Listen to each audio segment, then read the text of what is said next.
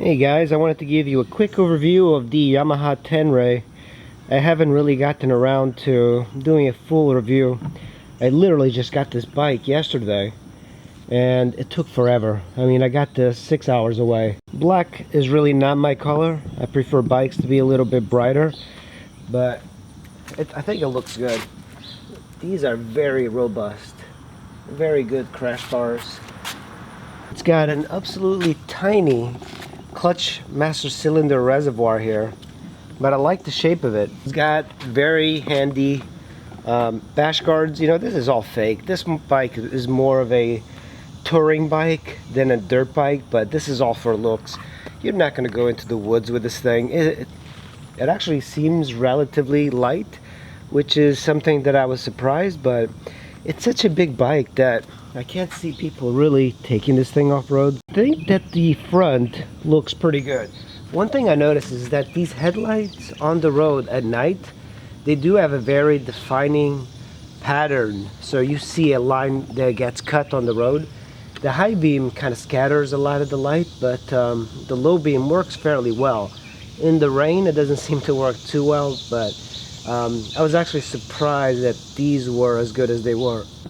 It's got upside down forks, and then it's got a 19-inch front, which I thought was a little odd. And I think having a 19-inch front actually kind of helps with the stability. The right side, you have this really massive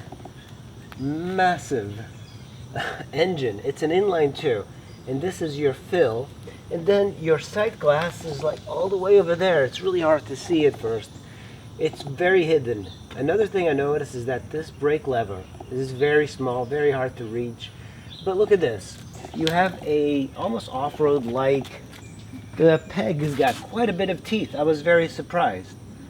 I think that's a good idea. And it's got a lot of vibration dampening with this rubber. That's a great idea. It does have an aluminum bash guard. Passenger foot pegs, they don't have any teeth on them, but I actually was using them yesterday because I was getting very uncomfortable and I needed to put my legs in a different position. You know, this is similar to the V-Strom. You have a way of adjusting while riding the rear suspension, and this works fairly well. It kind of resembles the Yamaha R6s of the late 2000s. I think it's well made. It's kind of aimed down instead of up, but I bet this thing weighs a ton, and it's got this little kind of cheap plastic covering, but I kind of like the industrial look of it. Of course, the thing I really like about this bike is the shaft drive, and Yamaha shaft drives are excellent from what I heard.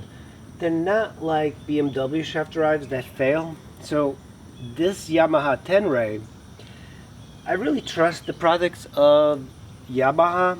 I think Yamaha has been considered the top most reliable brand ever made by Consumer Reports. At least that's what their ratings is. And I've had quite a few Yamahas, and I never had any major issues with them. So I think it was kind of fascinating. This is a 17-inch tire. Things that when you climb on, I think that's the biggest feeling that you get, is that the massiveness of the bike is actually very wide. But they flared out these plastics, so when you put your leg here, the plastic, you don't get a lot of air on your knee, which is good for riding in the winter. It's actually kind of brilliant because oftentimes bikes have your knees exposed while riding. It might not seem like a big deal, but it's kind of interesting because if you use this to commute in the winter, your knees are not going to get too cold. So one thing that pisses me off right off the bat, you know, the battery on this is kind of weak, but the battery's not under the seat where most batteries tend to be. It is somewhere else. Key, push the start.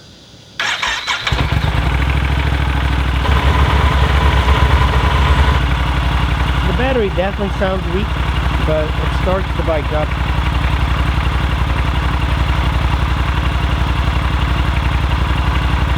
I have something I've never had in a bike, and that's this. It's a mode button, and it toggles between touring and sport. But honestly, I think they can do away with it. And another thing that annoys me, that doesn't annoy a lot of people, is the fact that every single button you push in to cancel, right? But this one's like a sideways motion. Kind of wish it was similar, or maybe like a mode button that you just push in. Not a big deal, of course, it's just kind of annoying. The biggest disappointment is the mileage and the range on this bike. It's got a 6-gallon gas tank, but it barely squeezes out 200 miles. My V-Strom, on the other hand, had a 5.5 gallon tank, and I got almost like 260 miles out of it. Of course, this is a much bigger bike, and it is nice having that shaft drive, but I kind of wish it was a little bit more efficient. Almost flat-footed. I can't flat-foot it, but it's not an issue riding this thing. Another thing is that this is very industrial looking, and I've seen this before on bikes. They're using some retro sort of styling buttons, some digital stuff, and some analog. I think it goes with the design of the Tenere, but I think this is going to grow on me. It's just very industrial looking.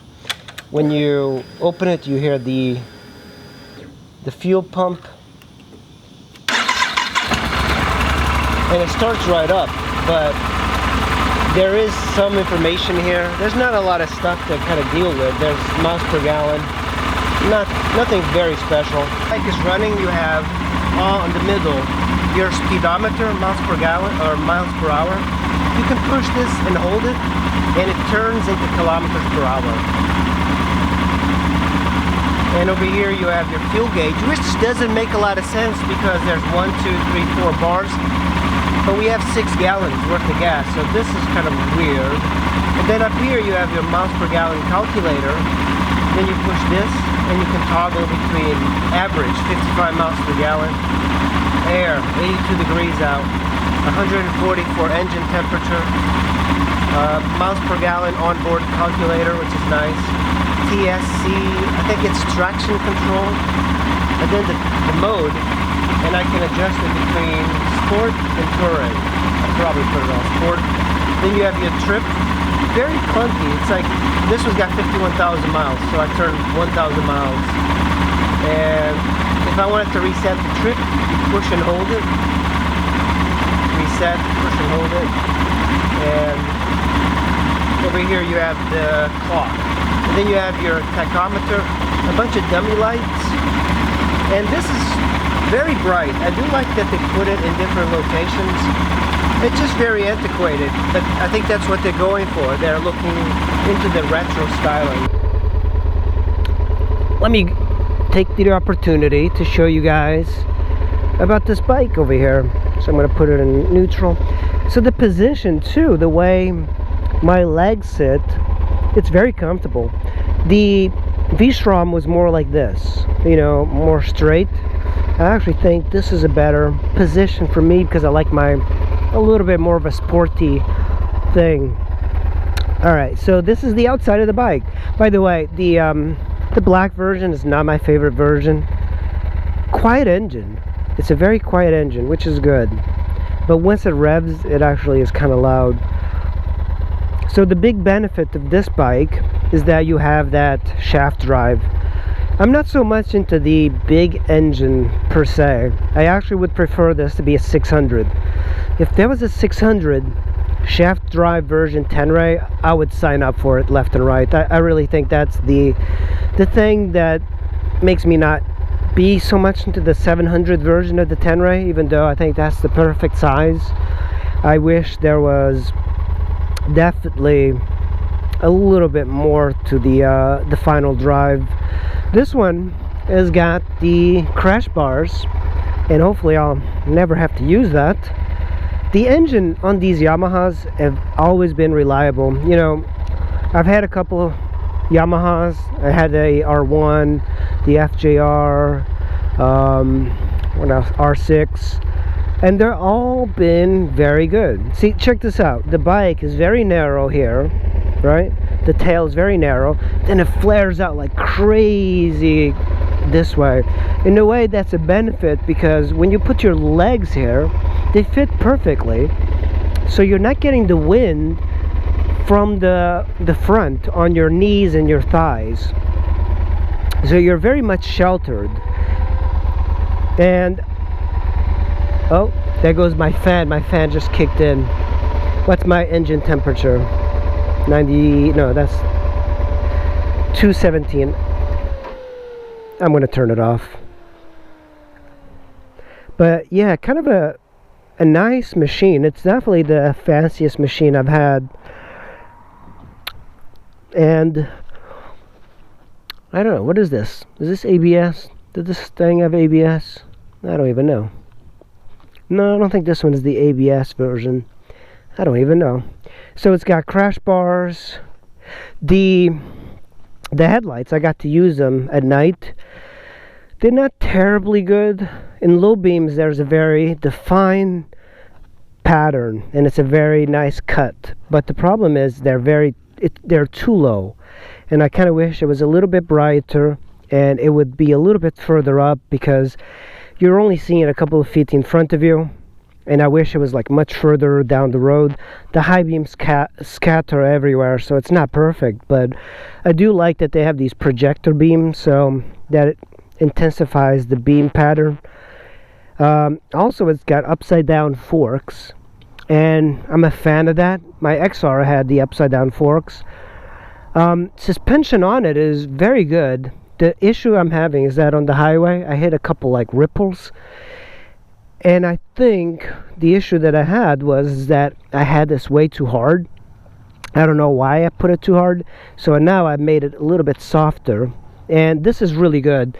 So it kind of sent me off the bike a little bit because I wasn't ready, but very good system, because my V-Strom also had that.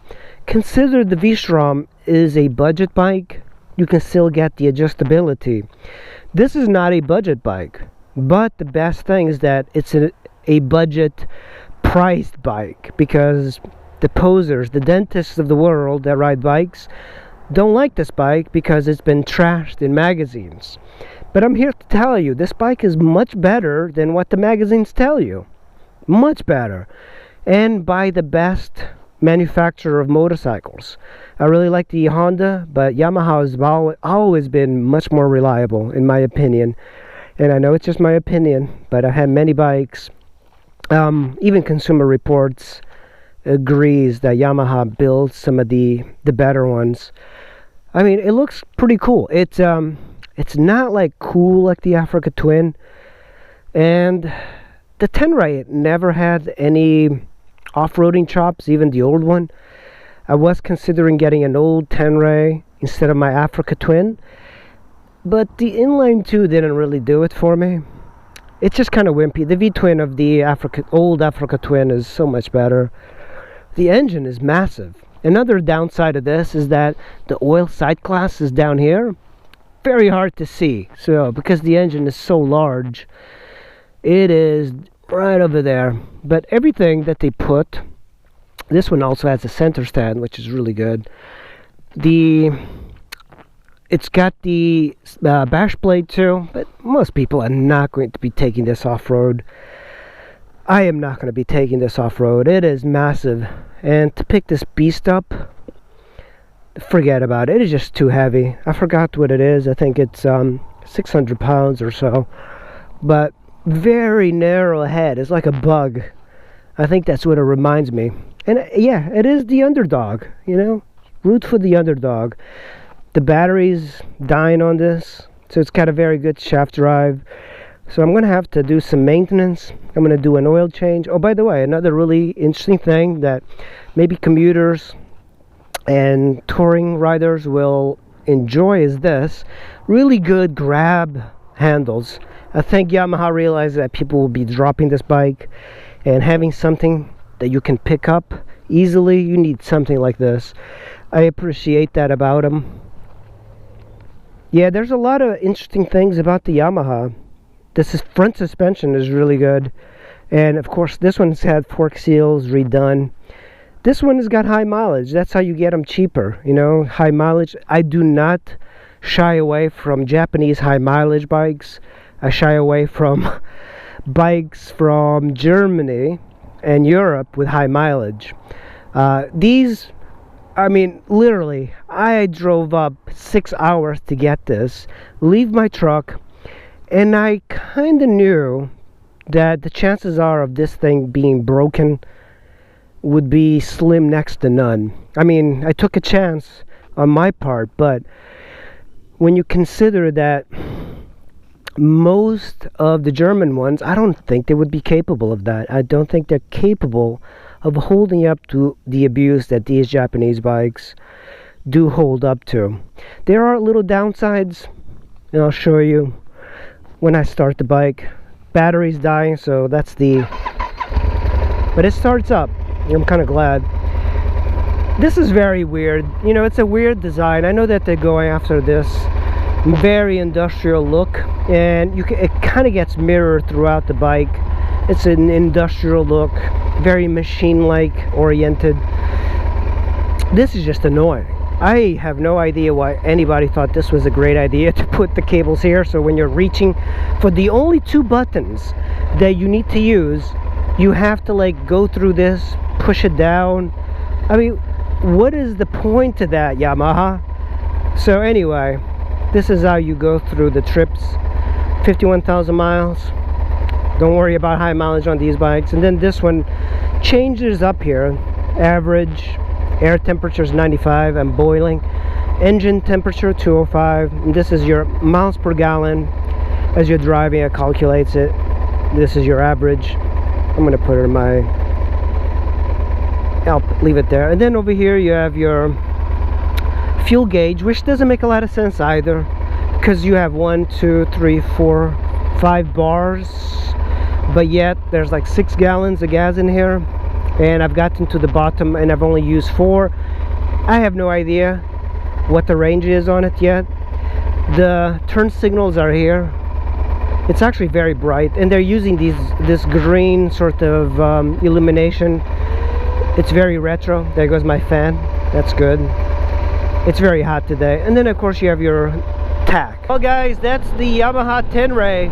It's a great bike, and you should go out and buy one. Alright, thanks for watching. I will see you in the next video. Bye.